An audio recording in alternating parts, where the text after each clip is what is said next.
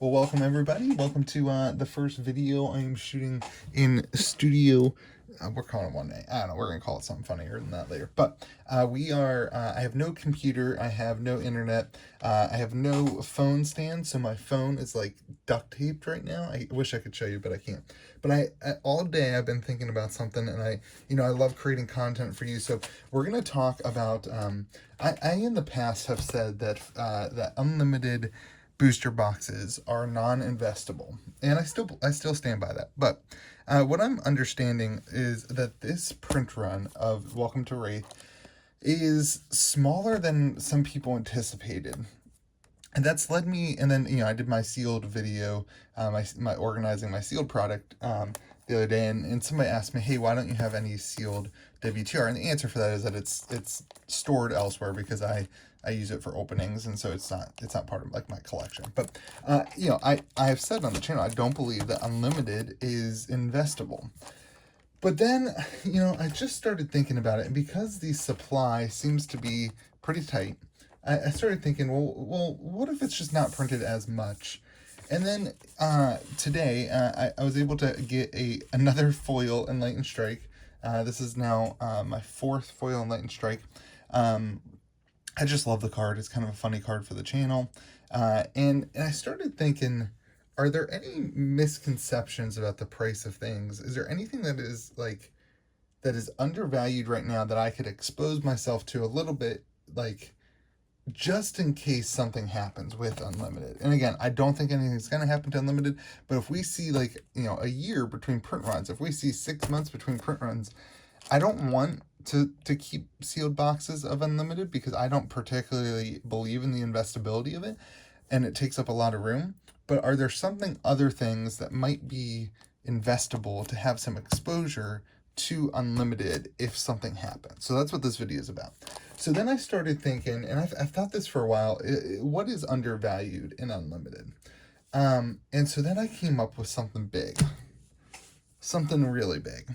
And honestly, I didn't want to share it because I don't know how I feel about it, and the reactions to it are going to be interesting. I think there are going to be some people who don't believe me. But let's talk about it. So I'm gonna put it out there for you to think about, and for you to see, and for you to do whatever it is that your heart desires in this world. So these are the prices of last week's alpha prices. Obviously, I'm not doing market updates this week because of the moving situation, but it makes it hard when you don't have a computer.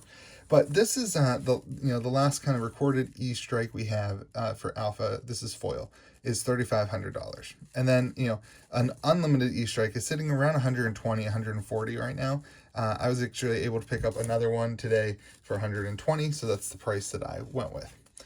And then we have the percentage of these two things. And okay, before you get upset with me, I think we have seen evidence that the cards that see play tend to be higher value even in the alpha version, even if it's just collectors. And in the unlimited, obviously the cards that see play are more valuable. The cards that see, the generic cards that are in multiple decks have more value because they're more played, blah, blah, blah. But what I've done here is taken the percentage of each unlimited card compared to the alpha card. So in other words, an E-strike in alpha is 3,500 and the unlimited version costs 120. So the unlimited version is worth 3.4% of the alpha version.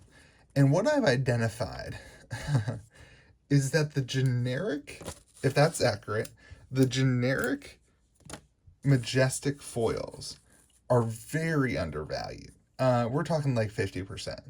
So, let's talk about Tome and Fiendel. So last sold for $13.75.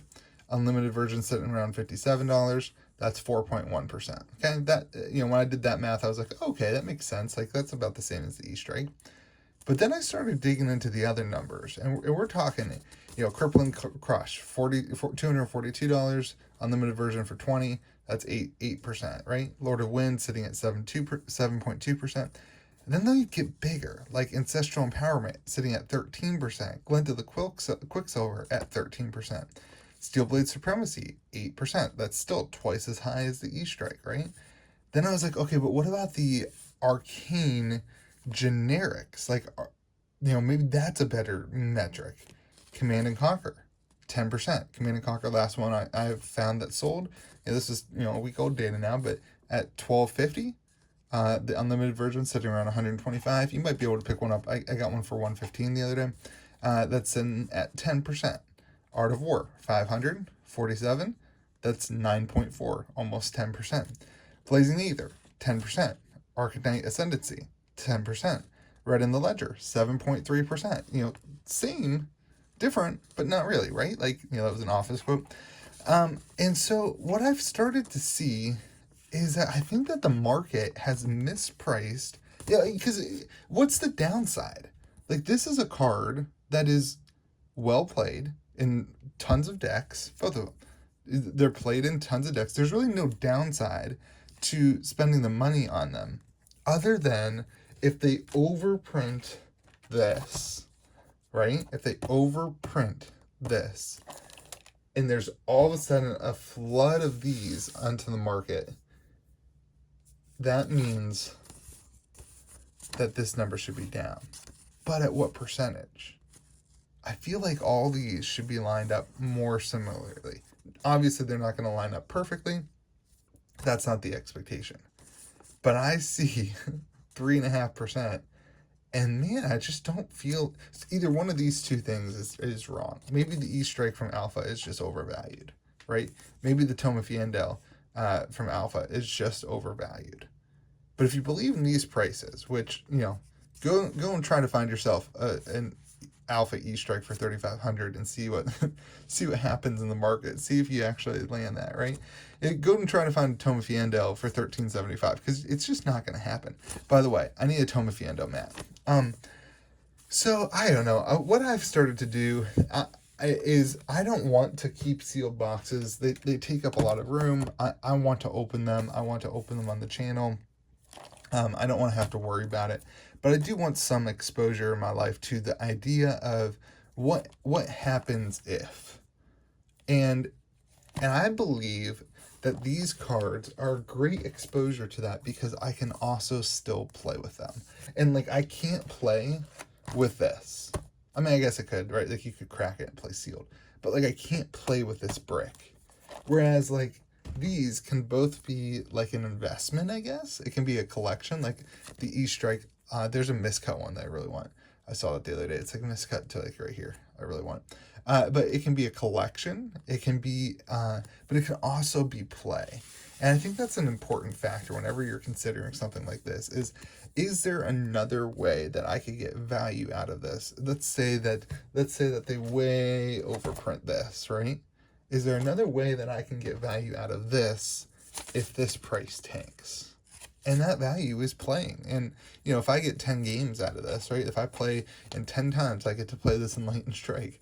That, that value is worth, $5 for me. You know what I mean? That's, you go to movies, you don't have that much fun. I guess none of us go to movies anymore, but you go to a movie, you don't have that much fun. And so, I don't know. I just really think that there's something to be said about comparing the value to Alpha. Let me know what you think in the comments. Is there any correlation here that matters? Am I onto something here? Is this just all stupid, right? Am I just grasping at straws?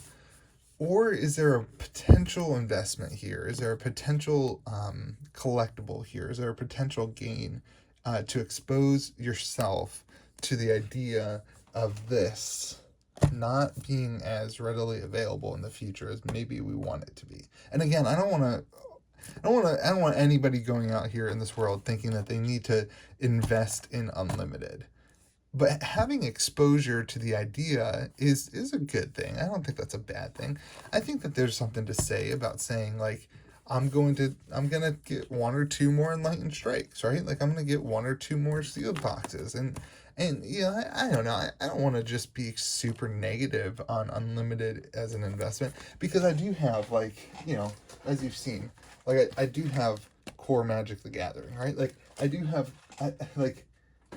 have boxes of quote unquote print to demand, and that's what unlimited is. It is print to demand. They have said that they will print until the market has kind of said that they don't want it anymore. And so I really believe we'll see unlimited for 5 years. Like, I think we will see this box being printed every now and then, maybe not every 3 months, maybe not every 6 months, but it'll be printed every now and then for 5 years. That's a pretty strong belief of mine. But right now, I think it's undervalued. Like, right now, even when we just had a print wave, I think it's undervalued. So just a thought. I've been thinking about it all day, and I'll probably try to pick up 1 or 2 more copies of Enlightened Strike, because, you know what, like, I put them in my decks anyway, and I have 2 or 3 decks, and I don't want to have to move them from deck to deck. I really like this. Is like one of the coolest foils too. Like, check this out. We're gonna test out my new lights here too. Check this out. I mean, look at that foiling. Like, it's just really good. Like, the foiling's just so good. So anyway, let me know what you think in the comments. Let me know if I'm onto something or if I'm just crazy. Hey, hope you have a great day. Remember to be kind to those people around you.